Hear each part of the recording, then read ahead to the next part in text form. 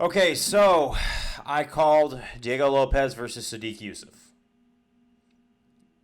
I just didn't realize Diego Lopes was going to get it done that fast. Like, he looked superhuman. And Sadiq is one of those guys who a lot of people thought was going to crush the hype train that was Diego Lopes. But Diego just got it done like it was nothing. He looked sharp in there against a ranked guy. To the point where you know he's not just fighting tin cans. He's actually going for people. And I like it because he made the perfect time decision on when he was able to move into the rankings. And he's really good at timing his career. Next, he's going to fight Bryce Mitchell, in my opinion. I really feel like that should be the next one because he's going to need some serious groundwork. And if he was to beat Bryce Mitchell in his own game of Brazilian Jiu-Jitsu, I feel like he would be more primed for the Movzar rematch, which we all want to see. Because he could definitely beat Movzar if he plays the game differently. And I also want to see Bryce Mitchell have a little incentive to get back into things. I know he's coming off of a nasty knockout, but I feel like that knockout could have been avoided had he worked on his striking a little bit more. I was seeing him train striking with his coaches, and I just kind of had a feeling that this was going to happen. He needs to get more Muay Thai training, or else his career in MMA might just be coming to a little bit of a die down. And I'm a fan of Bryce Mitchell. I have been.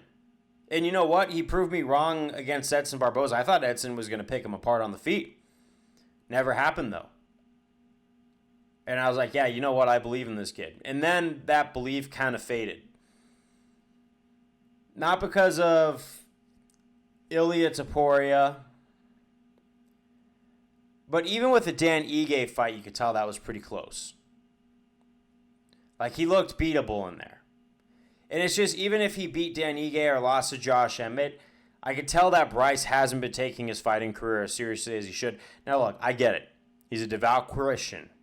So devout that now he's going up on podcasts in the conspiracy realm and talking about the true shape of the earth. And if you want to have a discussion that's going to make me question reality, I'll listen to it. I kind of enjoy that kind of rabbit hole stuff. I think that stuff's very entertaining. And also it's like, but there comes a certain point where what you believe happens in the matrix of life can't get in the way of what you're doing day to day. You still have to wake up. You still have to do your duty. And I think that whole, thought of we're in the book of Revelations for Bryce Mitchell has consumed his thing. And he needs a little bit of a fire lit under him so he could get back to getting his hand raised. Or he could, hang it up and then Diego can move on to someone else. I just, like that, I think right now, at this point, if you were to put Diego Lopes against Bryce Mitchell, I would have Diego Lopes winning in first round. And that's actually really hard for me to come to grips with reality as, because I was like super big fan of Bryce. Still am. I don't want to trash him. I don't hate him. I don't disrespect him.